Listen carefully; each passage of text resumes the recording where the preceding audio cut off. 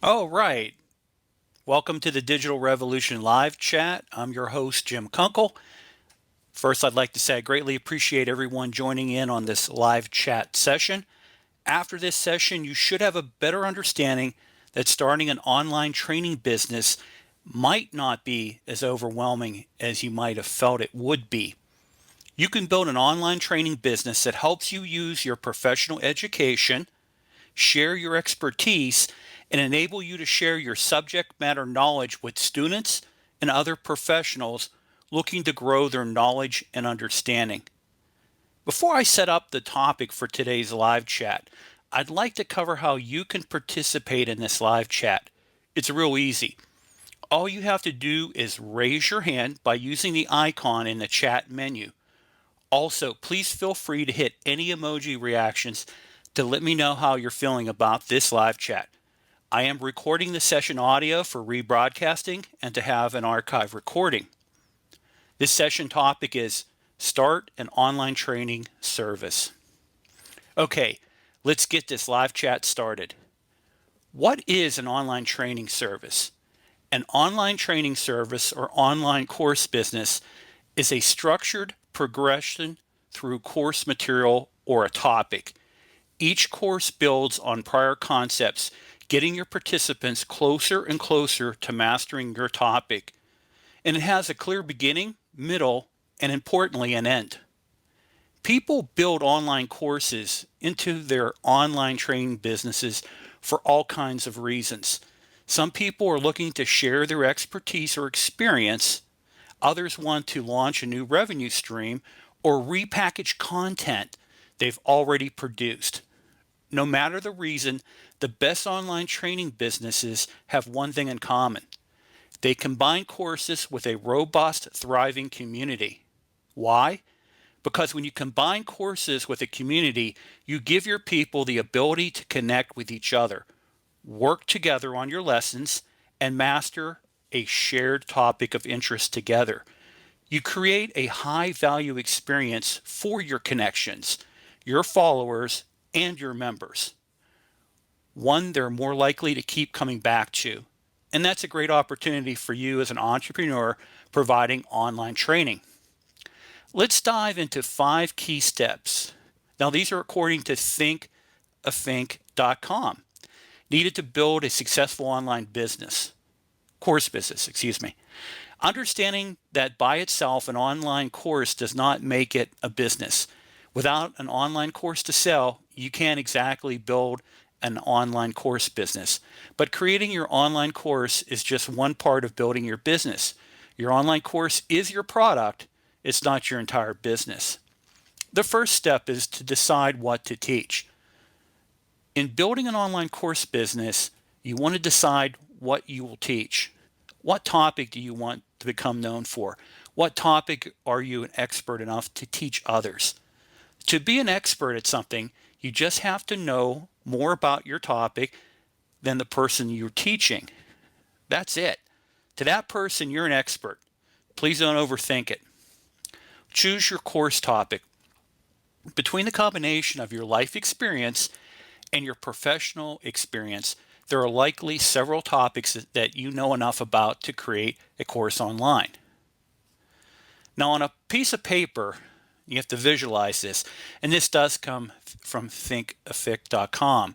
This is what they recommend. You take a piece of paper, you'll draw 2 vertical lines to create 3 columns. You'll label the first column passions and interest. You'll label the second column skills. You'll label the third column experience and achievements.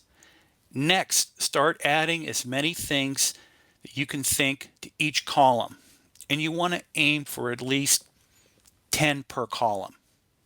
Once you've done this, identify the top 2 or 3 topics where your passions and interests, your skills and your experience achievements intersect.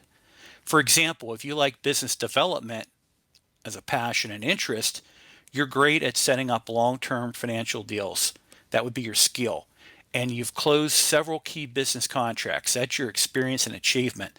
Then, how to grow revenue with business development is a viable topic to consider teaching to others. Identify a specific target audience. Once you've identified a specific topic to teach, the next step is to identify a specific target audience. That's known as your target market that's going to be interested in your topic. Don't make the mistake of thinking that your topic and as a result your course will appeal to everyone. If you try to create a course that appeals to everyone, it will likely appeal to no one. Now, I know that sounds counterintuitive, but you have to understand that this outcome is most likely an every time occurrence. The second step is to create a business plan for your online training business. Once you've decided on what topic to teach and have sufficient clarity about your course topic, it's time to get your business plan ready. A business plan model is a formal blueprint describing how you'll structure, manage, and market your online course business. It's important to create one as it helps to ensure that your online course business will remain competitive and financially successful in the long term. You can choose one of the many online resources to create a standard business plan, or simply just use a regular spreadsheet or a Word document. Now, as every business is different, there are business models that can vary drastically. However, certain aspects remain common to most companies. Here are some things you should include in your business plan. The first is a description of your business. A business description is needed to clearly state the purpose of your business, your target audience, and how you plan to deliver your products and services. When drafting it, you must be as objective and concise as possible regarding the nature of your online course and how it intends to help the target audience. Make sure to highlight, if you will, what you'll deliver in your course, online or even offline. It also helps to state if your courses will be instructor-led or delivered through other e-learning methods. Next, you want to identify your marketing strategy. Once you describe the nature of your business, the next step is to put together a marketing and a sales strategy. Describe the strategies you will use to market your online course and how you plan to implement email marketing, social media marketing, and other organic methods. In addition, you need to plan to allocate a budget for your paid advertisements and online marketing if you decide to opt for pay-per-click ad programs. Now, hiring and team management. While many online course creators choose to run their own shows, many do opt to hire virtual assistants or full-time employees for help. Others choose to delegate tasks to freelancers or third-party vendors. Make sure to describe how you plan to delegate the tasks you cannot do. It's always a good idea to outsource tasks that do not require your intervention to save time for those that require your expertise and attention. Now, business operations. This section of the business plan states how your day-to-day business activities will be structured and managed. You can include your course content, operational hours, telecom and IT-related necessities, any liability insurances, and other expenses. The more concise your operations section, the better ground it makes for you to validate your plan later. Now, finances. Every business requires money to run, and online businesses are no exception. In addition to the marketing and advertising expenses mentioned earlier, you also need to factor in infrastructure, technology, hiring, and more. Remember to also describe what you plan to sell and how you plan to monetize your business. With this, make sure you have a detailed budget plan and allocate your resources to different expenses fairly. However, be careful to ensure that your budget is within what you can commit to and does not make you feel overstretched.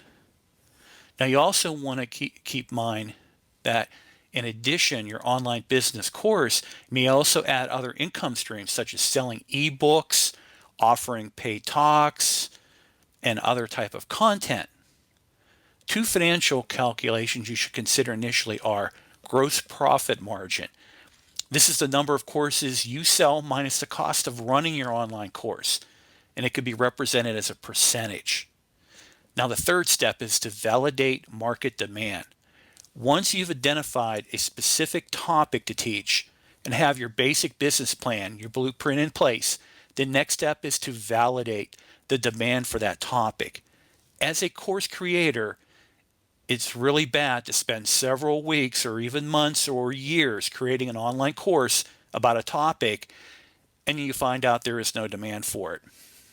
It's a lot more efficient to validate demand for your course up front before you invest your time, effort, and money creating a course. Now, importantly, you want to research your competition. See if you can find other people or companies that are selling courses and other forms of training about your topic, even if they're similar, or who serve your target audience. Now, other ways you can do this is you can check out the best-selling books on Amazon, other online courses, popular blogs and forums. You might also want to check out top podcasts to see if the topic is something that's covered. Look at any type of seminars or conferences or workshop topics that cover that. Online events, like virtual summits or webinars. And then also to look at a lot of the coaches and consultants out there that are taking certain type of topics and covering them. How successful are they? Are they related to your topic? That's a good indicator for you.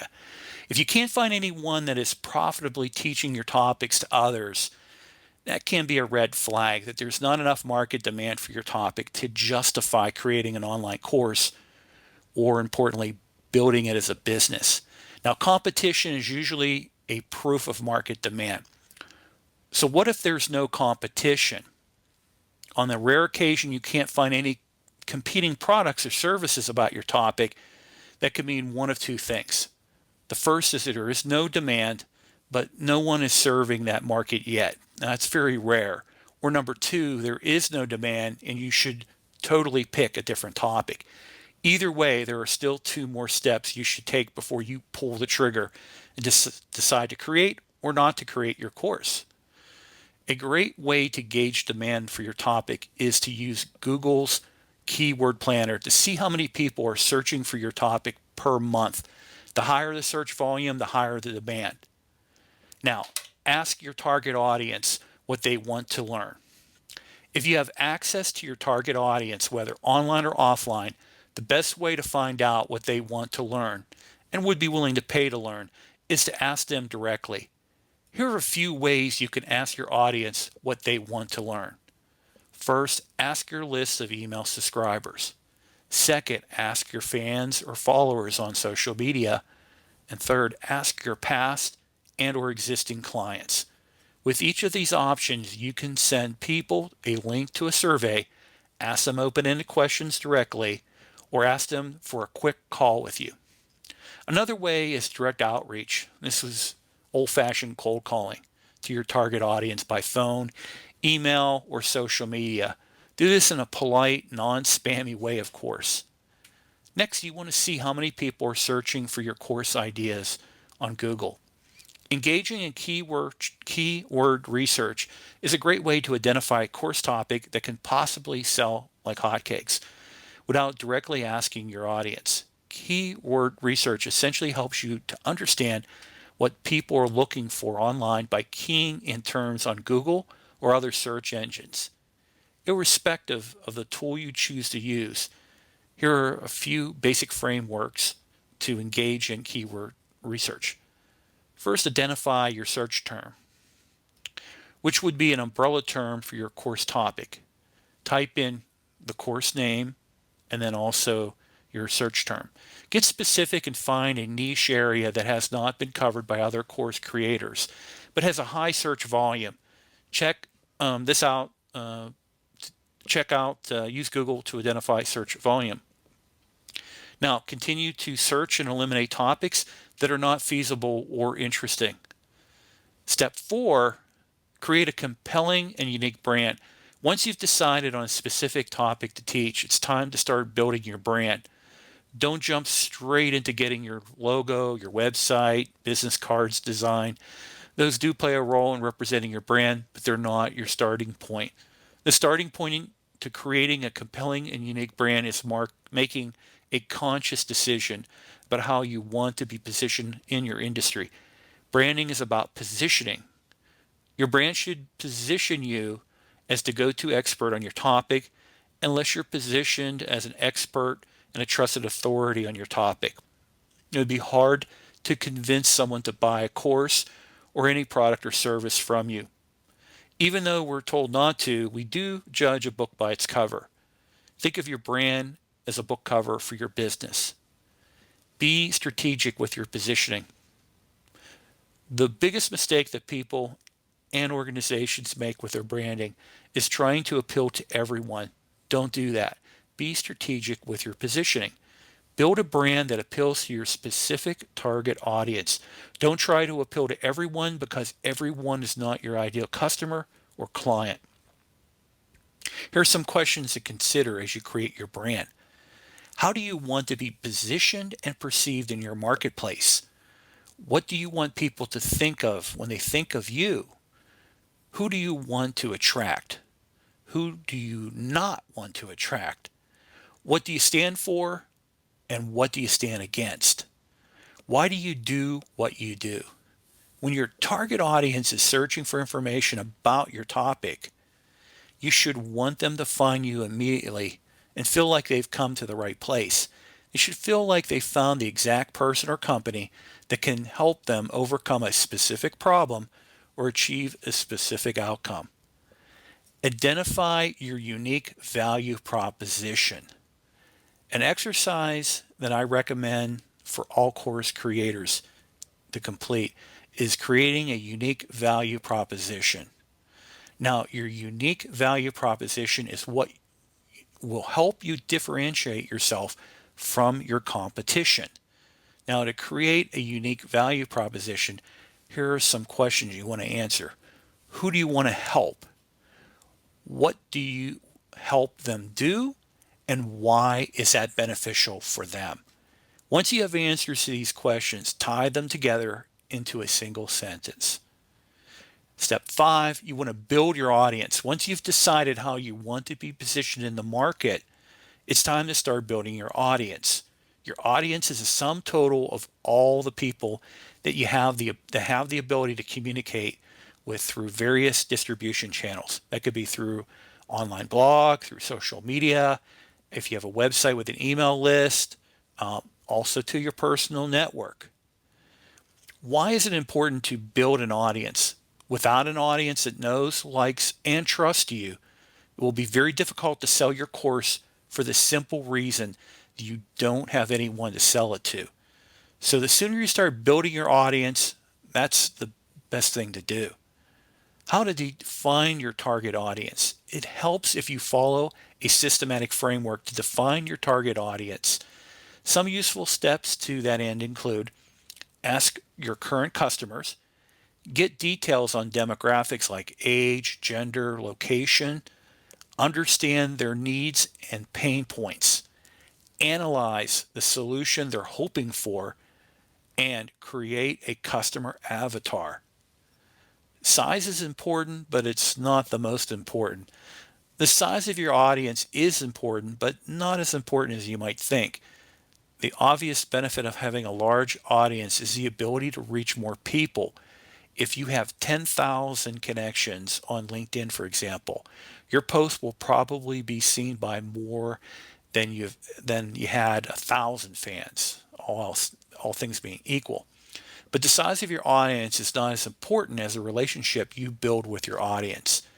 It's more valuable to have 100 people on your email list that open and read every email you send them than to have 1,000 followers on LinkedIn who rarely see your post or engage with you in any way. When it comes to building an audience, loyalty and engagement are the most important. Now, here are some of the most common ways that online course creators are building their audience. The first is social media. You want to set up profiles or pages on social networks, and you really want to focus on ones that fit your target audience and where they spend time on. You don't need a presence on every social media network. Choose the top 2 or 3 that make the most sense for you to focus your efforts there. Share your content, join relevant groups, start your own groups, and engage in conversations. The goal here is to build relationships, real relationships with other people that are interested in your course topic or topics. Number 2, content marketing. Publish free content about your course topic as often as you can. Free content helps you build trust and authority in your industry.